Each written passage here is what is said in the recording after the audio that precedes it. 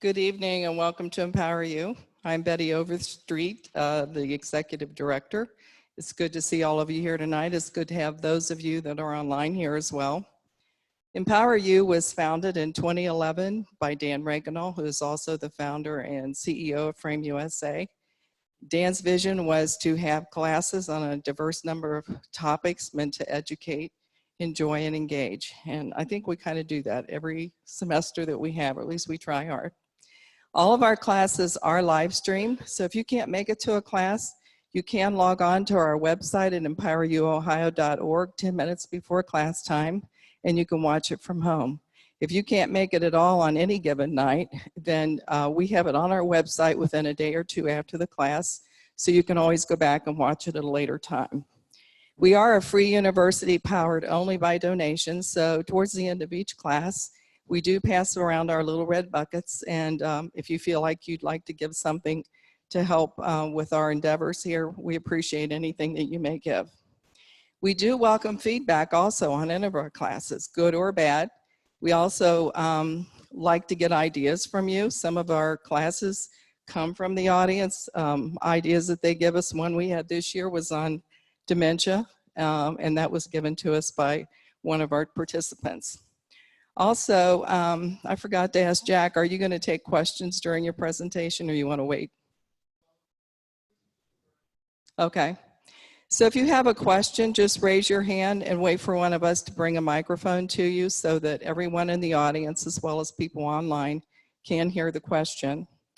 Next, I would like to just tell you about I'm going to say it's our last two classes, but we're doing some classes in the summer, which we don't usually do, but they're special classes. But I'm just going to talk about the last two for now. Next Tuesday, April 30th, we're going to be at the West Side Brewery, and a lady by the name of Dee Mason who sings Doris Day songs. She'll tell about her life, and she'll sing her songs, and it's just a fun night. So hope you can come for that one. Then on May 2nd, which would be next Thursday, we're going to have Dr. Al Tufarber here, and his class is on the Democratic Civil War and the 2020 election. This is not a negativity towards the Democratic Party at all. It's just to let you know, he's a political analyst, and he keeps up with all the political things going on all the time. He gives predictions on it, but he's just going to be talking about the challenges that the Democratic Party is encountering right now. If you remember in 2016, they talked a lot about the Republicans having a lot of candidates running. Well, now they've already outdone us, and I don't think they're done yet because I hear Joe Biden hasn't put his name in yet, but it's supposed to come out Thursday. So anyway, that'll be a great class. It'll be a real learning opportunity as to what's going on now and how things are going to roll out the next year and a half, or at least how he thinks it's going to roll out. And now I'd like to have Dan Reganol come up. We do have a couple door prizes, so get your tickets out. Good evening, everyone. Okay, let's see if we can get, Kevin, would you be kind enough to draw us a lucky number? Okay, so we've got two autographed books to give out tonight. The first is number 519. 519. Who's got it? Right back there in the back. All right.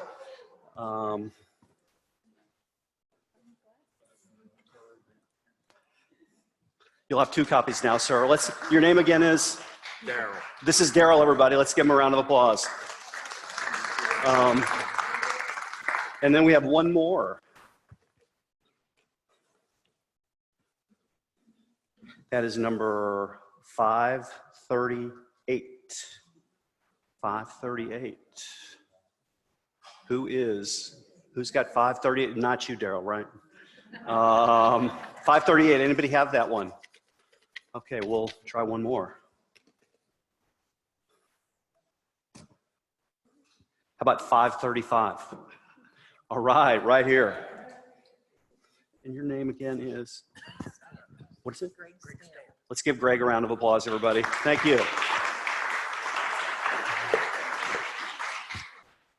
So it's great to see such a great crowd here tonight at Empower You, and welcome everybody online. We're glad to have you. Glad to see you're supporting tonight's class. So I haven't had a chance to talk to you for a week or so because last week I'm still a little bit worn out from the two classes we had last week. Anybody make it to one of the two classes last week? We had the incredible class that this guy right here put on, Ray, on the Doolittle raid, and it was a fantastic class. Let's give it up for him, man. What a great event that was. And we also had our event on the 10th anniversary of the Tea Party movement and what it had accomplished, which was a lot of fun too. But something else happened last week that I wanted to talk to you about, but I just didn't have time. And that was what I heard people talk about all last week, and that's Tiger Woods. I can't believe how many people I ran into that talked about that. I was in church, and instead of the minister praying about Easter, he was talking about Tiger Woods.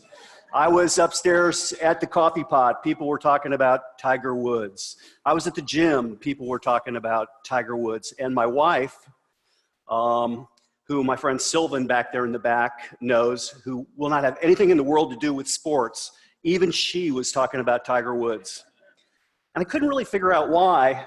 I didn't know if it was about this hug that everybody saw that was kind of a cool moment, but I don't really think so. I think the hug was just a nice moment. But what I really called me to think about everybody talking about Tiger Woods was when Daniel Krauthammer, who is the son of the late Charles Krauthammer, a couple days ago posted an essay that his father had written in 2002 about Tiger Woods. And it so clarified what happened last week that I thought I would share it with you briefly.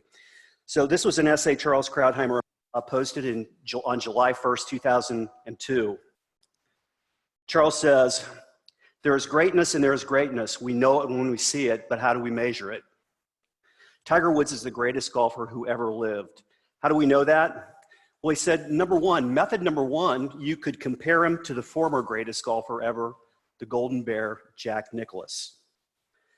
Of the 22 majors that Nicklaus and Woods played in, Nicklaus won 7, Woods won 8. Nicklaus was 40 strokes over par. Tiger was an astonishing 81 strokes under par, a difference of 121 strokes. But Krauthammer said it's hard to compare great people across the ages, which I agree with. So he said, let's try method number 2. And that's something that he calls the greatness gap. He says, compare a player like Tiger against his contemporaries. Who wins? Nicklaus was a great golfer, ran with his peers who won all the time, Arnold Palmer, Gary Player, Tom Watson. Tiger had no contemporary that could win like him. When Tiger was in his prime, he won 7 out of 11 majors entered. And in 2000 and 2001, Tiger won 4 majors in a row with a combined total of 55 strokes of a win. But Krauthammer says to find true greatness, you have to apply method number 3, which is the next guy test. That's, he said, where clouds part and deities appear. In 1921, Babe Ruth hit 59 home runs. The closest players to him hit 23 and 24. Babe Ruth alone hit more home runs than half the teams in the major leagues. He was great. Another great guy, for you hockey fans, the great one, Wayne Gretzky. In 1981 and 82, he scored 212 points. The next 2 closest guys were 147 and 139. Not surprising, he was known as the Great One, a title he got when he was 9 years old. Michael Jordan could play a beautiful game of basketball that defined physics, but he racked up numbers. Jordan averaged 31 points a game, a huge gap over Hall of Famers he played with like Karl Malone and Charles Barkley that were just in the mid-20s. In 1968, no one had ever long jumped more than 27, 4 3/4 inches. In the Mexico City Olympics that year, Bob Beamon jumped 29 feet, 2.5 inches, a feat that stood for 23 years. Krauthammer says the greatest single representation of a greatness gap ever may be the photograph of Secretariat crossing the finish line in 1973 at the Belmont Stakes. He was 31 lengths ahead of the next horse.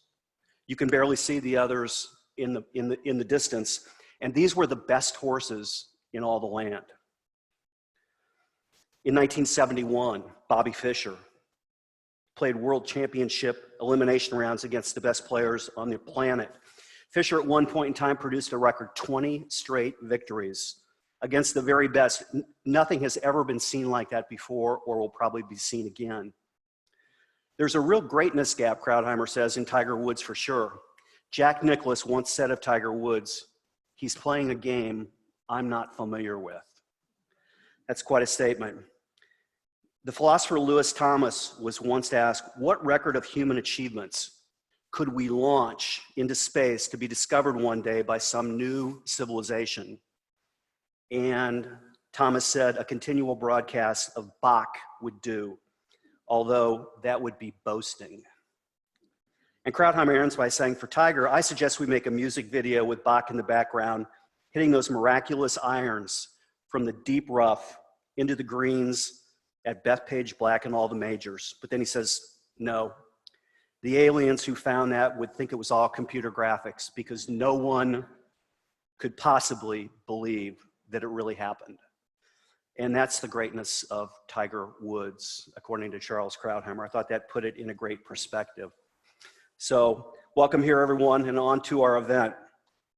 I can't tell you what a joy it is for me to welcome our guest here tonight because I think he and I met 55 years ago in Fort Wayne, Indiana, where we both went to elementary school there. And I'm glad also to have two great friends from Fort Wayne here to watch Jack, and that's my friends Sylvan and Beth. Welcome to you both. I want to introduce Kevin Gordon, who's going to introduce Jack Grossman. Kevin Gordon is a radio talk show host and has hosted radio shows in several markets. After returning to Cincinnati, he's a regular fill-in for Brian Thomas. I'm sure a lot of you have heard him. A lot of you have heard his great work. We're glad to have you here tonight, Kevin. Thank you. As a management consultant with over 40 years of business experience, he's held positions of auditor, controller, and chief financial officer for various companies in the greater Cincinnati area. He's a founding member of several grassroots organizations over the last decade. We were talking at dinner, and I tell you that on the educate, enjoy, engage theme of Empower You, he's very strong on the engagement side, which is a very good thing. He's married, has 5 children, 5 grandchildren, and through this in at the moment, he's ruggedly handsome and just an all-around nice guy. Please welcome Kevin Gordon. Thank you. Glad you're here. Thank you all. Thank you all very much. Appreciate you all being here. First of all, thanks to Dan for the wonderful organization that he's created here and the facility. I really appreciate being here. I want to thank all the folks at Empower You. I want to especially thank Joe Google, who I harassed several times on the phone about tickets, setup, Facebook page, and all that sort of thing. But she was very helpful with that.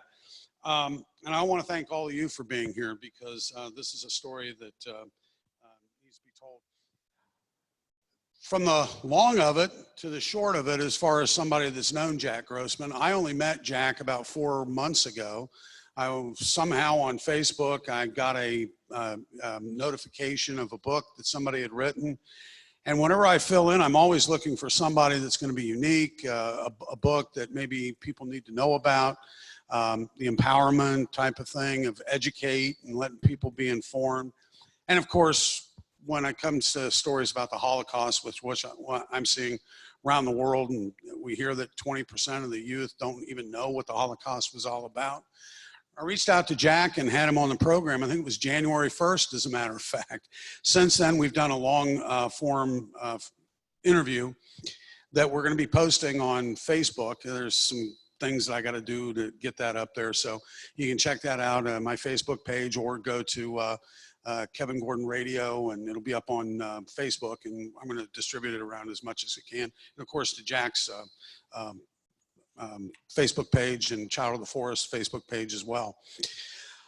I got to tell you, Facebook, for all the good and all the bad that you hear, a lot of the bad that you hear, there's a lot of good. Otherwise, I never would have met Jack. I wouldn't have met a couple of people that are here in the audience today as we've become friends over Facebook. It's a tool. It's as good or as bad as you use it. But quite honestly, I have to admit, I wish I never met Jack. I wish I never read the book. I wish you all weren't here tonight, as a matter of fact, because I wish this story had never happened. I wish the Holocaust had never happened and we'd never have to talk about it, but it did. By way of introduction of Jack, he has written and designed award-winning advertising, having won numerous awards, including 5 Addy Awards for regional and national clients. Jack is also an inventor. Housewares invention he invented back in the 1980s was featured in Spiegel catalogs and Neiman Marcus and scores of other department stores catalogs nationwide. Additionally, Jack has been highly recognized for his community service, having been presented with numerous humanitarian awards. He has been recognized with a Power Board Award by the Boys and Girls Club National after turning an almost defunct Florida Boys and Girls Club into a thriving organization that built and occupied a new 5,500 square foot facility within a 15-month period of time. Jack is also a founding member of the Legacy Board of Dove House, Children's Advocacy Center that serves sexually abused children. He has raised over $4.5 million and has led the campaign to build a new $2.2 million state-of-the-art facility. And you don't want to hear me talk. We want to talk to our guest here tonight, Jack Grossman.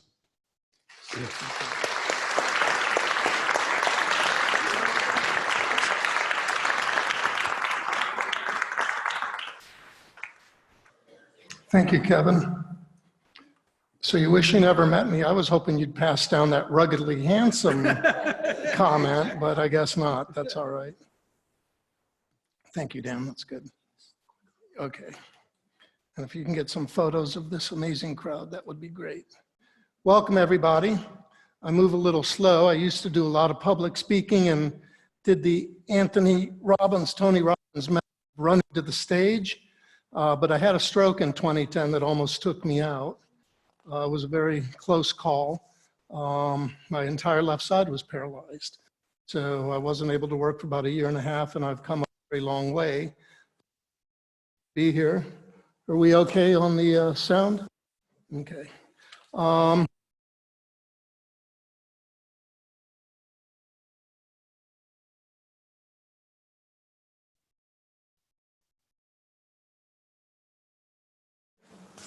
Testing. There.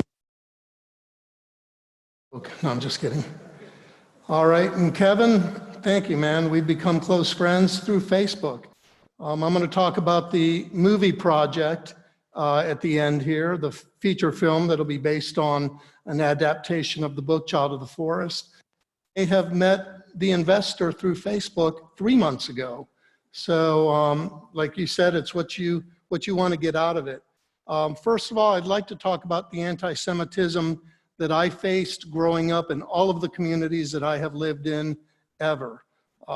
Pretty bad, red swastikas painted on the building, leaflets from supremacist groups thrown all over the front entry of the synagogue, one memorial for the Holocaust destroyed at a community in Florida. I have faced all that personally, so obviously I am Jewish. And I had family in the concentration camps. I have just a few slides to show you later on, and I'm going to show you one of a great aunt that was a survivor from Auschwitz. Let me take you back to 2006 Memorial, and I took a bus trip to, still cutting out. Are we okay? I got people in the back row waving me down. Okay. Anyway, we went to the U.S. Holocaust Memorial Museum in Washington, D.C. By bus. There were 55 of us on the bus. I was one of the chaperones. Me to go on the bus, and for her to go on the bus. So, and I had done it the 2 years prior with our older daughter. So this was time for our younger daughter's trip to the museum. This was a little different.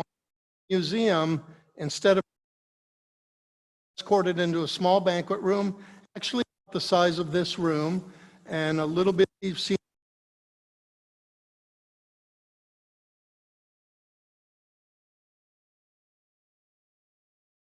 I sat in the,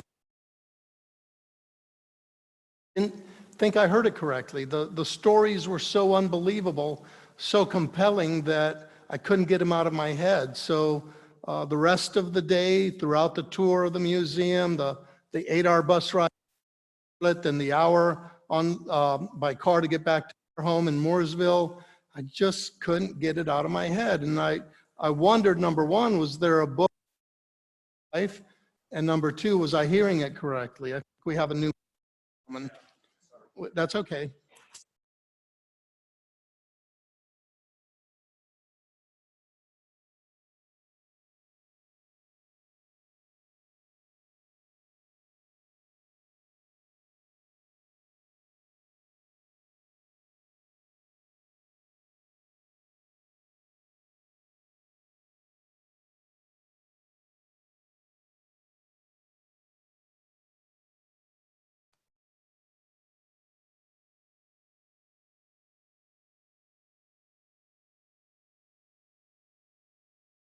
Just call my daughters. Okay, we got it now? All right, sorry about that, folks. The bottom line is her story was so compelling that I questioned if I heard it correctly. I thought maybe I dozed off or something didn't make sense to me. So when I got home to our house in Mooresville and I walked in, greeted my family, I went right to the computer. And remember, this is 2006, so there was a Google. It's not the Google that we have today, but there was a Google. And I searched for the book or movie about Charlene, and it wasn't there. There were some newspaper articles, magazine articles, a few videos the museum put out, but there wasn't a book or a movie. So I looked up to my wife, Christy, standing over my right shoulder, and I said, honey, we're going to tell Charlene's story to the world, whatever it takes. I'll never forget those words. That's an exact quote from me. So that was 2006, 2008. You all may remember the economy crashed pretty bad. I was running around trying to raise millions for a film, and people were trying to hold on to their businesses, not good timing. 2010, I suffered my stroke and couldn't work for a year and a half. My left side was totally paralyzed, and it became more of a time for survival than it was for trying to take on a new business project. And in 2013, Charlene passed away from complications from brain tumor and surgery that didn't go too well. So it got revitalized when I was introduced to James Buchanan by an email in 2016. And I'm pretty smart, I think. And I thought, you know what? A book is probably cheaper to produce than a film. Would you all agree? Like just by a few $1 million. So that's when I decided to move forward with Child of the Forest.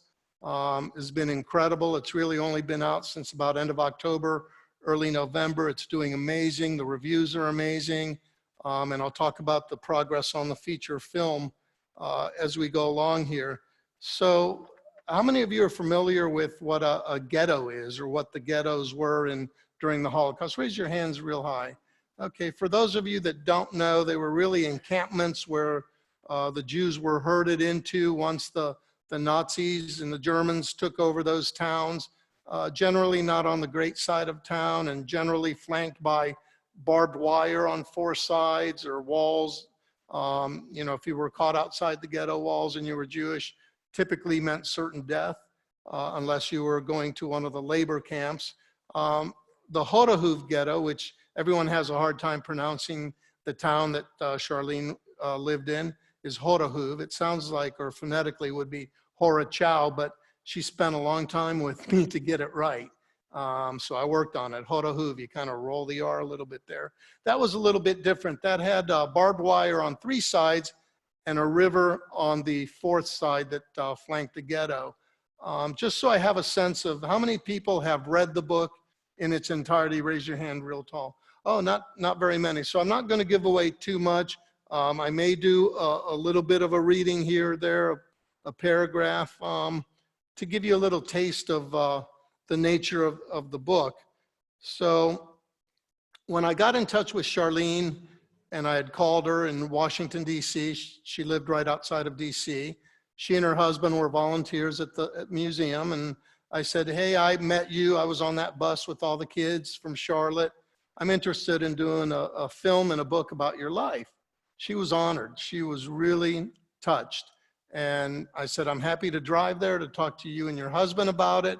So we set up a time to go meet at a restaurant. And I made the 8-hour drive again by car this time, and met Charlene and her husband, Ed, who is a retired brigadier general in the Army. And we're sitting at dinner and we're, getting to know each other, very warm, very friendly, just beautiful, beautiful people. And I noticed while we were speaking that the tip of her ring finger was missing. That entire last digit was gone. So I thought in my mind immediately, I wonder if that's related to her Holocaust experience, because she didn't talk about that on our first trip to the museum there. And I don't know if she sensed that I looked at it, or if it's just one of those timing things that, the universe will throw out at you. She just started talking about how she lost the tip of her finger and telling me that story, which knocked the wind out of me, as every single one of her stories does. And for those of you that have read the book, you know what I'm talking about. I'm not going to tell you how that happened, but I'm just going to tell you that it had to do with the labor camps, and it's a very traumatic situation that typically she would have died. She would have been killed. And miracle after miracle after miracle, she survived through Child of the Forest as a 12-year-old girl. So this town of Horochów, Poland, had about 5,000 Jews. The Russians had occupied in 39. In 41, the Nazis came in and life changed for the Jews, and they were forced into the ghettos. In fact, of the 5,000 Jews in the town, only 2 lived, and Charlene was one of them as a 12-year-old girl. So really incredible story. In her own words, she would say that death was always one step behind her. And I can tell you that she never really shook that. Understand that a lot of Holocaust survivors came to the US, they didn't want to talk about it. Would you? I mean, if you can imagine the emotions, the anger, the bitterness, the grief of witnessing firsthand loved ones being murdered, and just many bodies, hundreds, thousands of bodies, just a really horrific thing. But the museum did something great, and that was they brought in, through a grant, a professional writer to help these survivors express themselves and write short stories about their experiences and their thoughts. And because of that, many of them started talking about it and wanted to talk about it. And Charlene was one of those. Any opportunity that she could go present to a group of people, she would do that. Civic organizations, schools, universities. She loved, getting the message out of eradicating genocide. So death was truly one step behind her. And when I heard her story that first time at the museum in 2006, what stuck with me was that this wasn't your typical Holocaust survivor story. They are all important. They all need to be told. They all need to be heard. Hers wasn't concentration camp based. There weren't tanks. There weren't huge armies. It was a story of a 12-year-old girl who survives alone in the forests of eastern Poland for 2 years, spanning 3 winters. And that to me was incredibly compelling, because when we moved to North Carolina from Florida in the year 2000, there was a Boy Scout in Fayetteville that had wandered away from his camp and went missing for a day or 2 days. I don't recall exactly, but I know it was on primetime news. It was a big story. This Boy Scout was missing because he wandered away from his camp for a couple of days. He ended up being okay, and they found him, and I'm thinking, good Lord, here's a 12-year-old girl alone for 2 years, 3 winters. And I can tell you Eastern Poland winters are much more brutal than Fayetteville, North Carolina. So I thought this is a story that must be told, and I'm the one that's going to do it and get it out there. So I want to ask you just a few questions. First of all, I do a lot of school readings and discussions, which I love. That's become my favorite thing, because those kids are our future.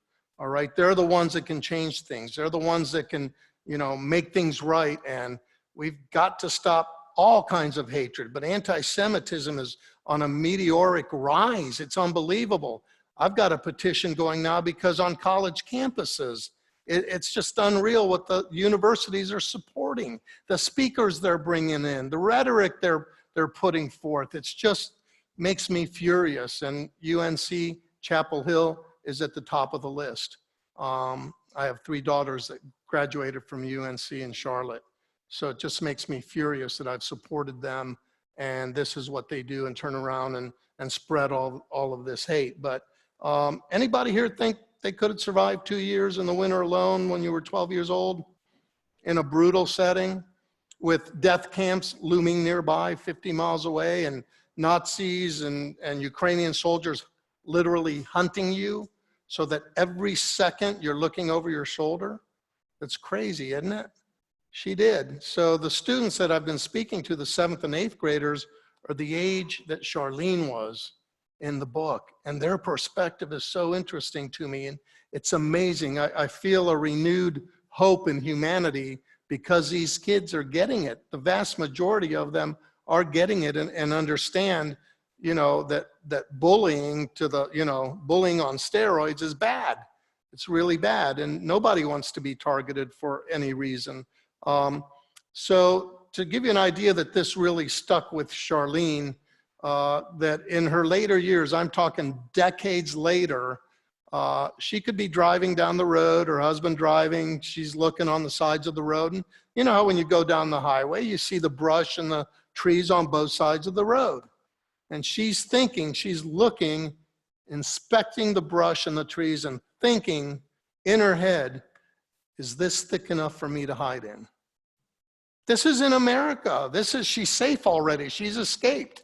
You know, I think that, you know, we have a term for that now, PTSD, which I don't think, you know, back during World War II that we understood, you know, the emotional trauma that people suffer from an experience like that. So when I don't want to give too much away, but she obviously had survived, and I heard her speak in 2006. She and her husband Ed had 1 son, Stephen. He's a doctor up in Rhode Island, and he and I have been keeping in touch regularly.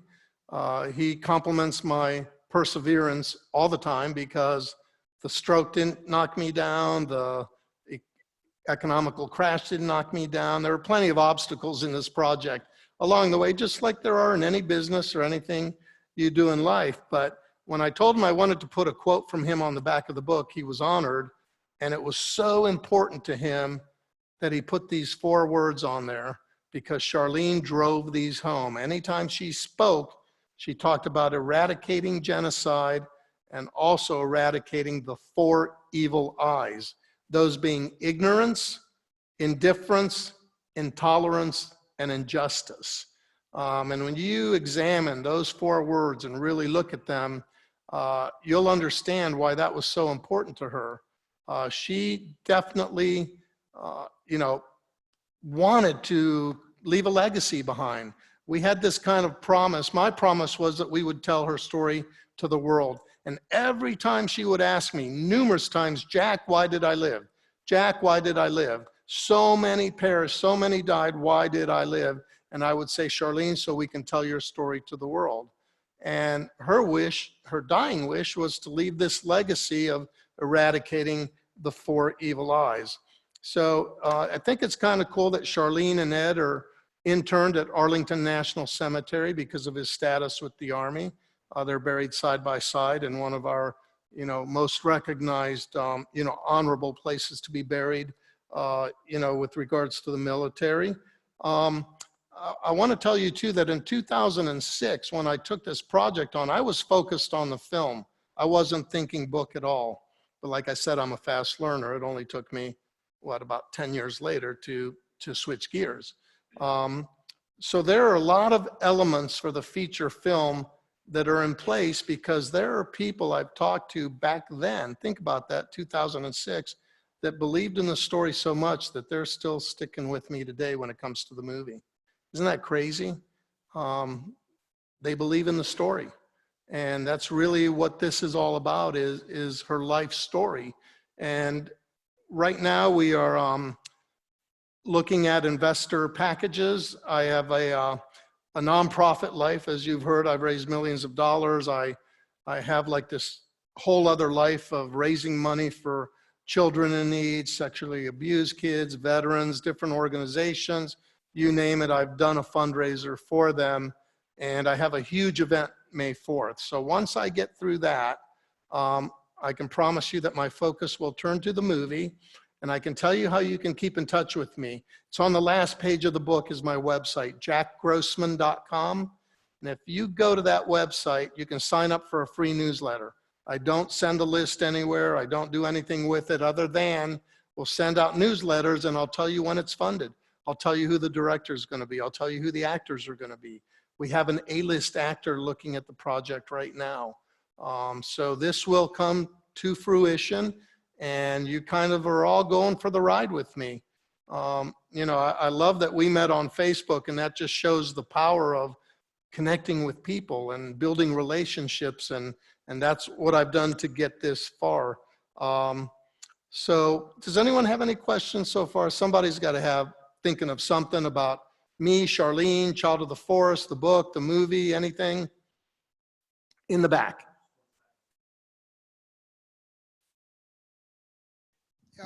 Dennis Yavorsky here. Say I ran into a producer, filmmaker at a wedding in Limoges, France, about 10, 15 years ago. Anyway, he was lamenting that they couldn't get good movies made because they just didn't have good scripts. And he, you know, asked me what I thought of it. And I said, look, you know, good literature makes great movies. And that was about the time Passion of the Christ came out, and a couple other great movies came out. Hey, you got it made. You got a good literature. It'll be a good movie. Thank you. I appreciate it. If you notice, those of you that read it, it's very descriptive, and I've had so many people say they felt like they were in the movie with Charlene because it is so descriptive. But I appreciate that, and I believe it's all about the story, and it will make an incredible film. Anybody else, anything, any questions? Yes, here, the microphone's coming.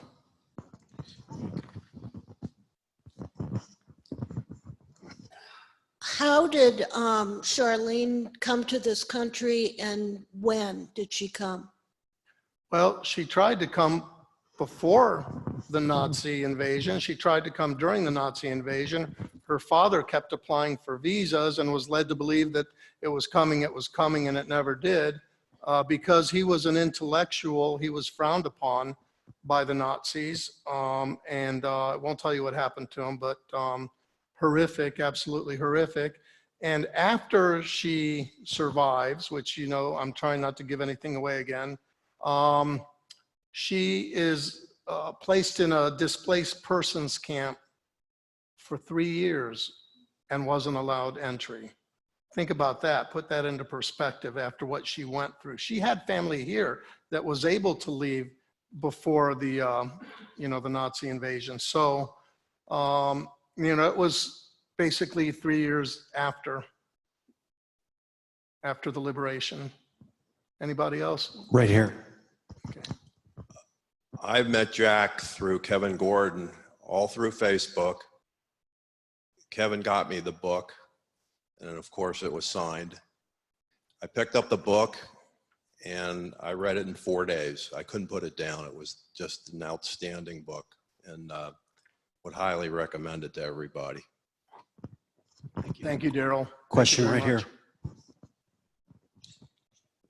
much. Melissa, and I'm wondering how Charlene felt about the state of Israel, because that could have been, you know, a safe place that she could have gone. Yes, but understand she was alone. She was a little girl, and she had family already made it to New York. So she saw that as her safe haven. But she had a deep love for Israel, as do I, and I would think most Jews do. But yeah, she was focused on coming to America. Any other questions for Anybody Jack else? right now? I have just a few slides, if that's okay, that I'd like to show you so you can see Charlene, what she looked like, and I'm gonna have to figure out a way to turn around here. Oh, I got the clicker too, so that'll help. All right, you know, when I talk to the school children, pretty much all of them have a smartphone. Pretty much all of them have a camera on their smartphone. And I'd guess that every single one of them has hundreds of pictures of their family, of their pets, of their friends, right? This is the only picture Charlene had of her father, her mother, and her older sister, Chia. And that's only because she had it put together in a composite. There was no family photo, there were individual photos, and she paid someone to put those 3 pictures together so that she could have a family picture. Unreal, right? So on the left is her mother, Fruma. In the middle is her older sister, Chia, and her father on the right, Simcha, which means joy in Hebrew. All right, so also important when I speak to audiences, a lot of people don't know that it wasn't just 6 million Jews. And I just read something where they may up that number actually closer to 8 million. An amazing article a couple weeks ago. It's just insane, but it's millions and millions of Jews were targeted and murdered. Of those, 1.5 estimated were children that were murdered. Babies, toddlers, teens, didn't matter. No questions asked. But there were 6 million other non-Jews that were murdered. Anyone in the room that didn't know that? Few people. Yeah, there were blacks, gypsies, handicapped, if you had a speech impediment, if you walked with a limp, anything that the Nazis felt was not to their level of the perfect race, you know, this super Aryan race, you were targeted and you were murdered. This is an incredible photo I found on the multi-story building on the right is the synagogue in Horochów, Poland. Kevin, I don't think you've seen this one. And this goes back to the 1920s. Unbelievable. So, and that was just basically what they called Market Day. This is, yes, the synagogue was destroyed, absolutely, to the ground. This is the Jewish Star of David, Jude meaning Jewish, that was sewn onto the clothing of all of the Jews in the ghettos. And if you were caught outside, you were murdered, no questions asked. And you'll have to read the book to see how many times and how miraculous it was that Charlene wasn't. But her mother at night in the ghetto would take these off of the clothing just to feel like she was resisting. You know, how would you feel if you were branded? Because it's no different. It's like being branded like an animal. So she would take them off and then sew them back on. All right, there's Charlene and Ed on the left. That's me, a couple years younger. My beautiful wife, Christy, who hasn't really changed much. I don't know what her secret is. But they visited Mooresville back in 2006. And I got to tell you, they ran me ragged. This is before my stroke. I could barely keep up with them. I don't know, it was from their training at the museum in DC and all the running around, and they were unbelievable. Just beautiful, beautiful people. Amazing. We did a interfaith Holocaust awareness event in Mooresville. Understand we're a town of about 25,000 people. Not much diversity. I believe our daughters were the only or close to the only Jews in their high school. So not much diversity. And we did this event with a couple of reverends and a rabbi at the downtown Civic Center. Well attended, you know, unbelievable. Very, very emotional. So that's my hero, Charlene. There's my great aunt, Leona, on the right, holding one of my cousins that I don't know. I'm still doing more research on this photo. But look under the baby's right hand. What do you see? Survivor of Auschwitz. She's tattooed. Imagine that, getting a crude tattoo of a number on your forearm because you're Jewish, so they could keep track. And then one of my favorite quotes, and this one I drive home to all of the audiences: we must always take sides. Neutrality helps the oppressor, never the victim. Silence encourages the tormentor, never the tormented. Elie Wiesel. Folks, speak up. you see some injustice, speak up. You know, I have, and my wife and I, and we've raised our kids that way too, that if we hear someone using a derogatory slur or hate speech of any kind, we call them out. We're not shy, we'll call them out. So you've got to take a stand, because if you don't, nothing's gonna change. And the kids in the schools get that. And maybe it's from the bullying and all of that that's been going on, but they understand. And that, I'm just so impressed with them and all the different age levels, that they understand that you have to take a side, you have to speak out. And that's it. Thank you. There are going to be books, still a few left in the back, you know, I'd like to take a few more questions if you guys are up to it. How are we on time, Dan? We got plenty of time? Yeah. Okay, because I'd like to do a short reading if you all are good with that. Oh, go ahead. You mentioned the anti-Semitism in the University of North Carolina. Just a few weeks ago, there was a conference between Duke and UNC, okay? It was all about anti-Semitism. Do you have any sense of why this is occurring, and particularly in the South? Well, that conference did not allow the Jewish on-campus group called Hillel to participate and to take any side or voice in it. And not only that, they featured an anti-Semitic rap session that if you YouTube it, it'll blow your mind. Yep. And he's on stage saying, come on, I need some help with this, folks. We all need to get anti-Semitic now. But the question is, Why? why is it occurring in the South? I mean, there was a lot of anti-Negro sentiment in the South, okay, the Jim Crow laws and all that other stuff. It's not just the South. NYU just hosted, I believe it was Linda Sarsour and her hate speech and, hiding behind social justice. Folks, do your research. And that's what I tell the kids in the schools. Get smart.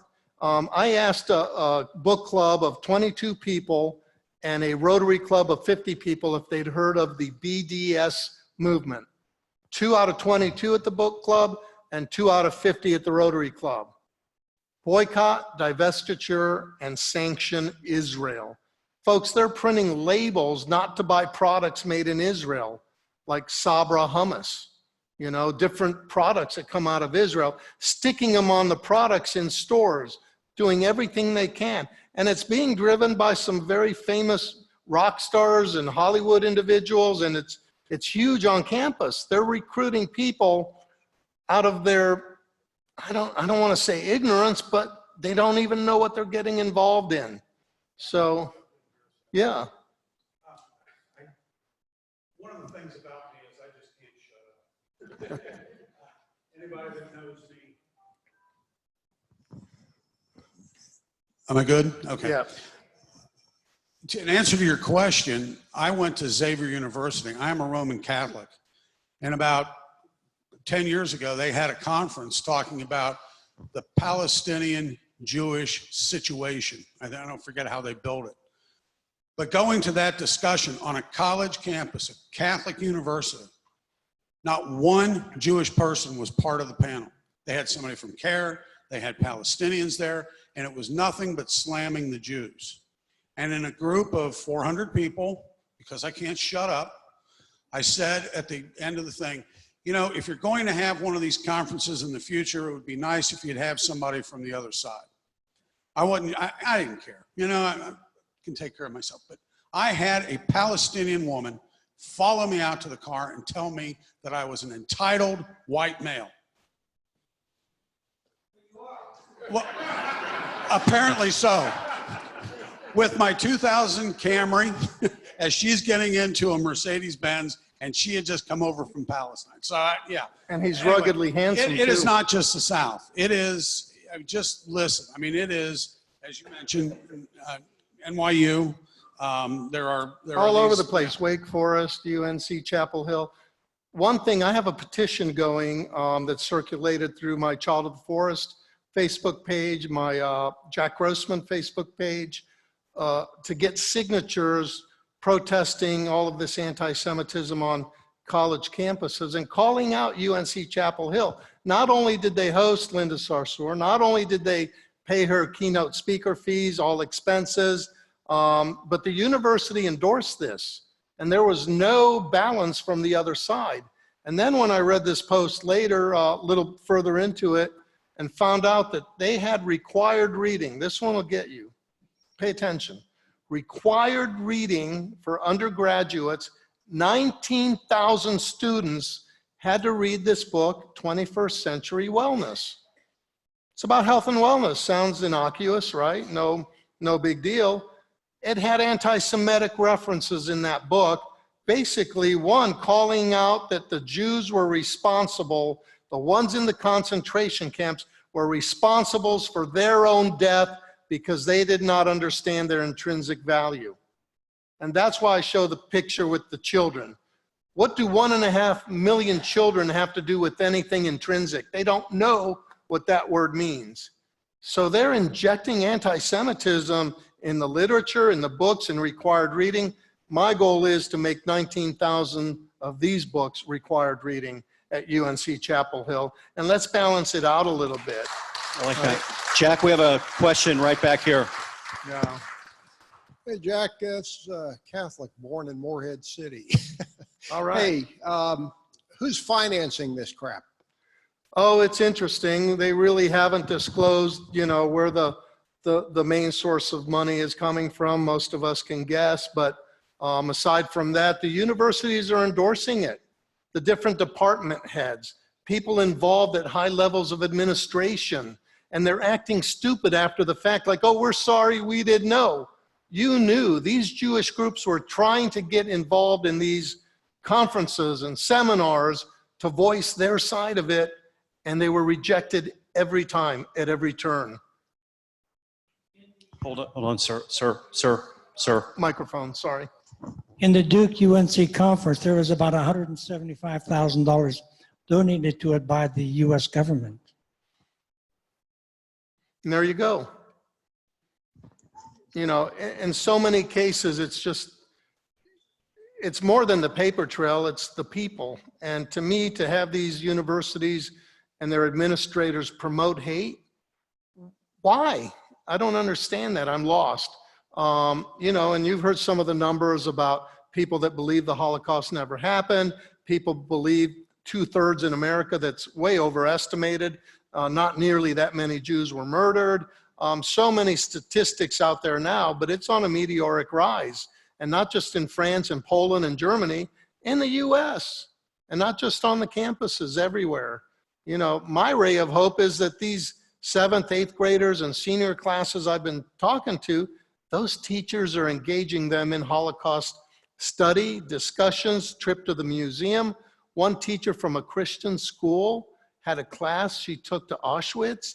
I mean, that's what's going to make a difference. That's the only thing. So we all have to get involved and speak our voices. And like I say, this has nothing to do with politics. This crosses the political divide. This is about humanity. This is about survival. How would you feel if you were targeted for whatever reason? When I speak to the children, a librarian at one of the Mooresville schools came up with a great exercise. And I would say, okay, if you're wearing glasses, please stand. If you're wearing red or green, please stand. Till about half the class is standing and half is sitting.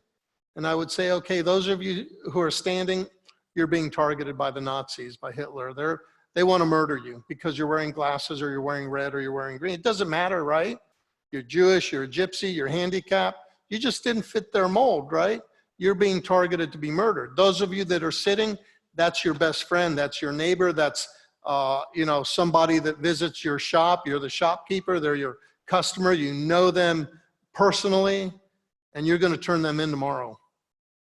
And the kids look at me like I'm crazy. I say, no, it's true. That's what happened. They turned them in. And read the book, and you'll see what really happened. And that really drives it home. Nobody wants to be targeted, right? I mean, that's just common sense, and we all deserve the right to, to a happy life. So let's see how far we get with this petition. I'm up to just about 1,500 signatures now. Not bad for my first run at it. But I'd like to get a whole lot more and take them into the UNC Chapel Hill office.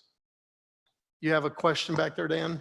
Let's go ahead and do the reading, and then we'll take some more questions at the end. Okay. Yeah, this is one that Kevin picked out on our interview.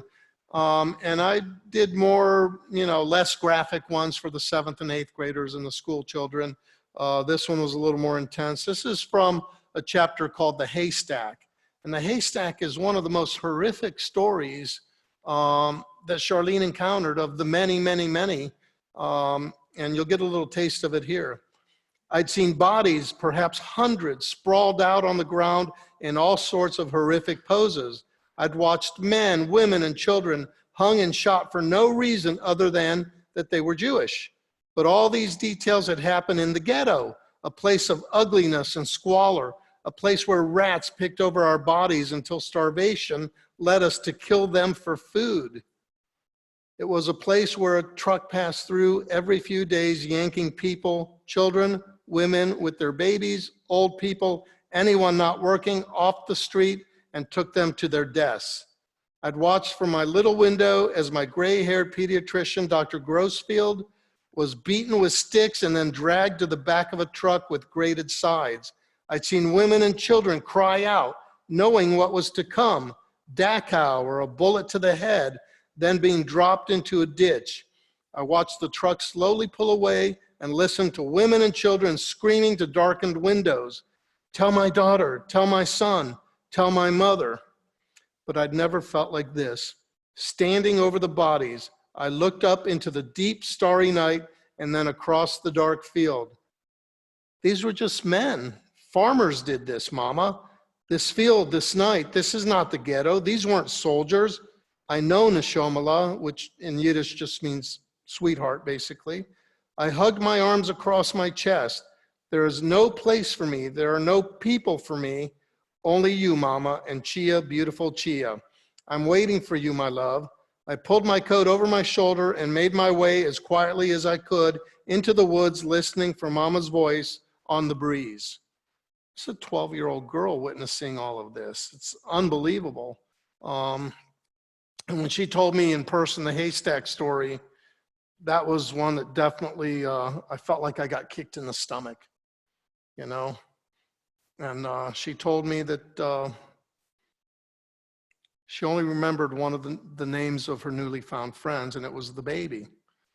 And she said, I remember his name was Buzio, and he still had the carrot in his mouth.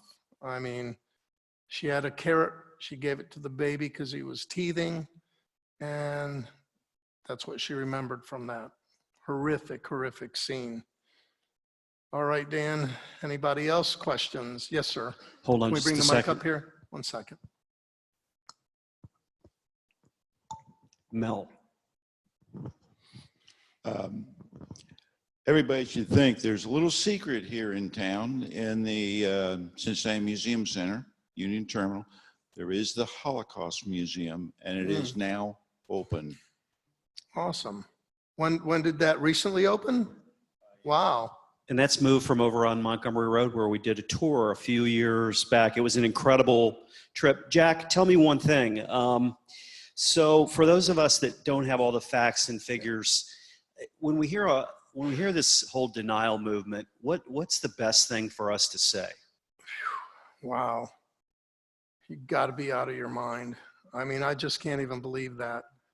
When Eisenhower was president over the liberation of the death camps in Eastern Europe, he had the photographers go in first. And he made it very clear, take pictures of everything. Nothing is too graphic. I want the piles of the dead bodies. I want the gas chambers, the ovens, everything documented, because somewhere down the road, there are going to be people that deny this.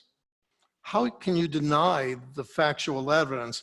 And I don't know, I'm just going to throw this out there, and I hope I don't offend anyone, but it's kind of like the flat earthers, Sorry if there are any flat earthers in here, but there's plenty of evidence that the planet's round, isn't there? I mean, we got photos from outer space, the gravity, so many things that would, define a round planet, but there are going to be some people that will deny everything. And it's just crazy to me. I had that question asked, have you ever had a denier speak up at any of your book clubs or readings or anything? And I said, no, but I wish I had. you know, because I'd like to see what my instinct would be, you know, in defending that, but I've never had one. And there are plenty. There are movements. Here's a question right here. We'll get you next. Yeah. He's going Hal, back. his first name. And I, in 1964, visited Dachau, at which time Dachau was as it was during the 50s or 40s. And then the following year, I went back and the Germans had made it into a park. So if you're going to be able to prove something, you can't be changing it. It has to be as it is. Agreed.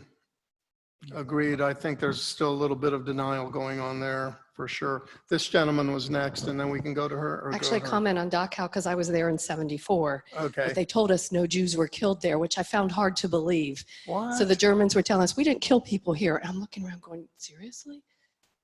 Scary, scary stuff, folks. You know, that's why the Jews have a saying, never again, because it could happen again. We have to be very careful now.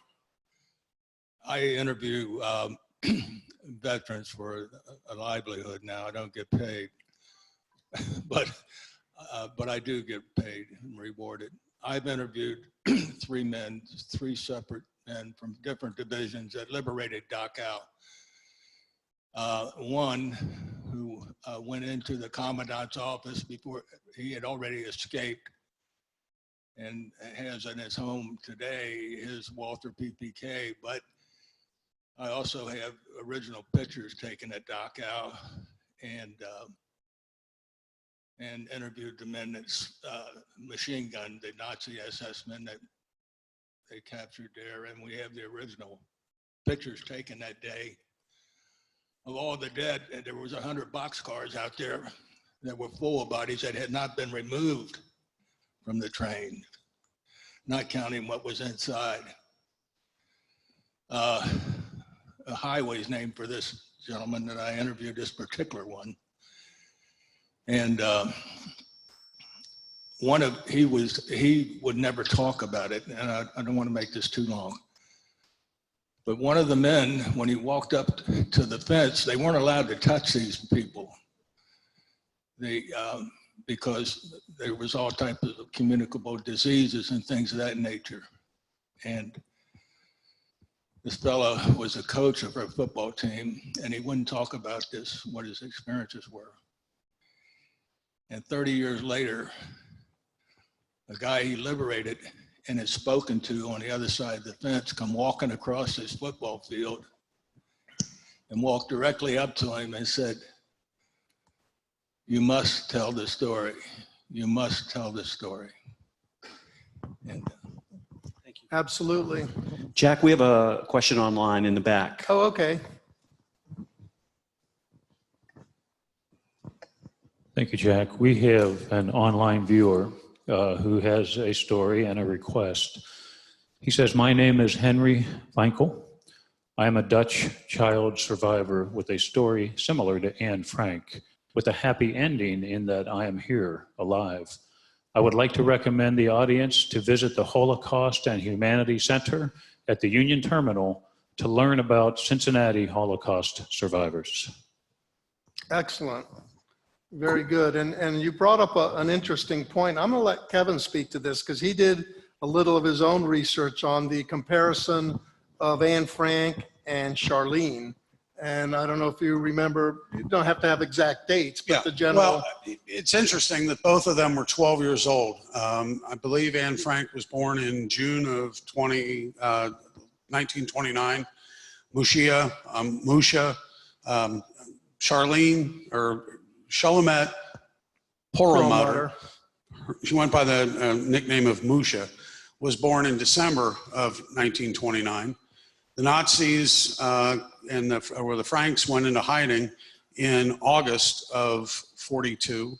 And at the end of August, I believe, is when Charlene went into the woods. So you have a couple of parallels there, both children about the same age, very different circumstances.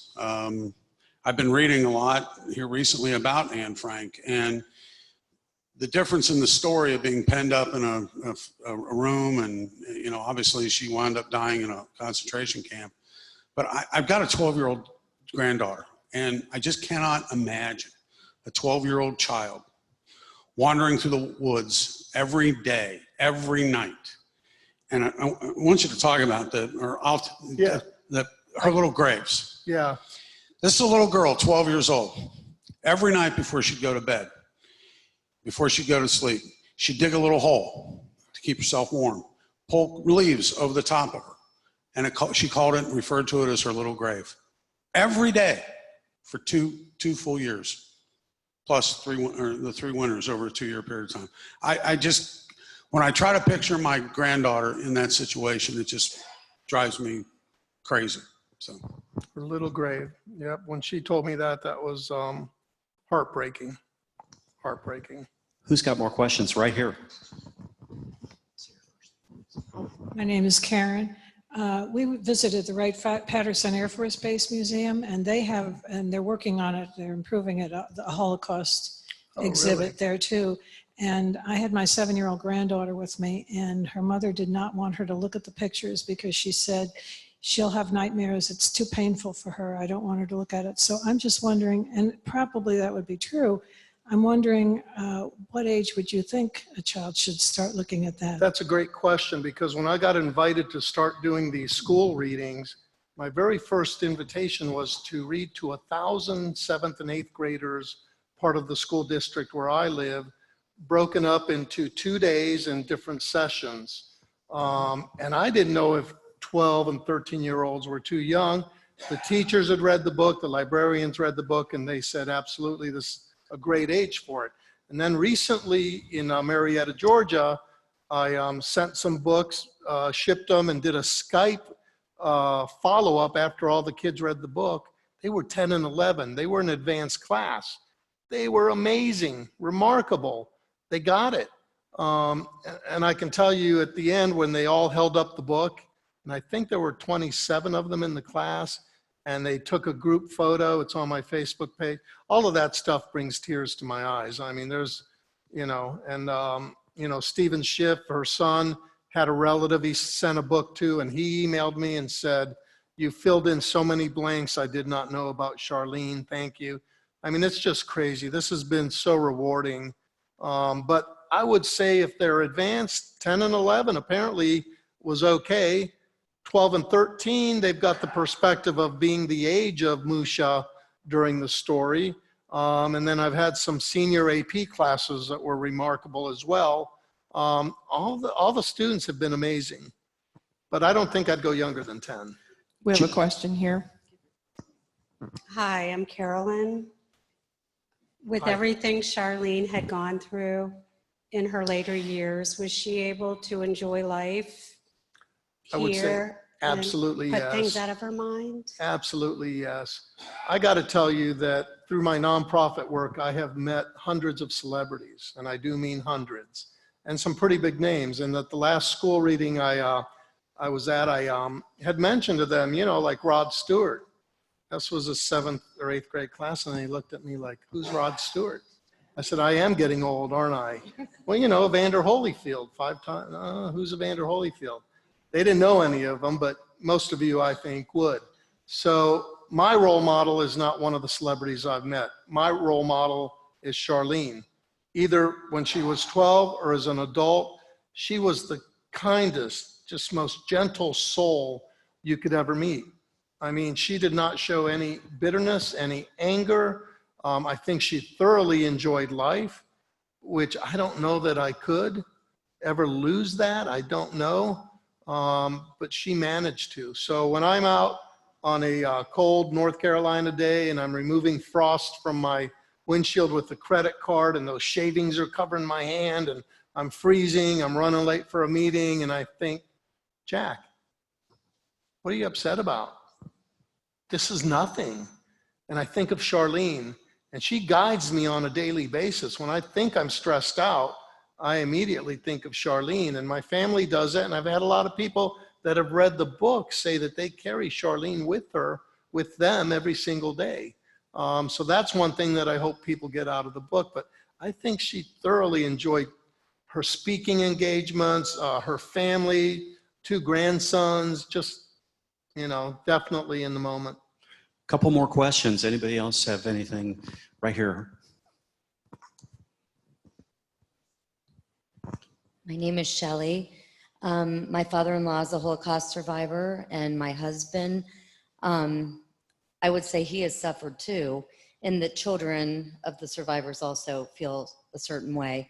And he has always thought that everybody is anti-Semitic, and I never really understood that because I don't feel like that. But now here we are today, and you do kind of have to question what's going on. So this is all real. Scary times, very scary times right now.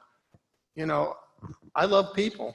I don't care. I don't define them by color, religion, anything. I just, you know, I would love to see humanity, you know, stand together arm in arm and you know, and fight this nonsense, because it's only going to lead to something very horrific. And Charlene was aware of, you know, Darfur and Rwanda, and, you know, we haven't done a good job.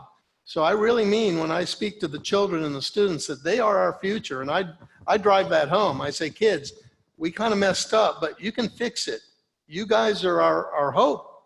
You know, you are our future. And they get that. So I think we're going to be okay, but I think we need to start educating a little bit more. And, you know, North Carolina's presented a bill to mandate the Holocaust studies or, you know, stay in the schools. And that would make them the 20th state to do that, which is crazy that we live in a time where you have to do that. But why rewrite history? Why change history? You know, because if you block it out, I guarantee you it will repeat itself. It will. So we have to keep it, you know, in the limelight. As horrific and graphic as this book is, it's important that we stay true to the story. Dennis Jaworski again here, the Catholic Slovak from Morehead City.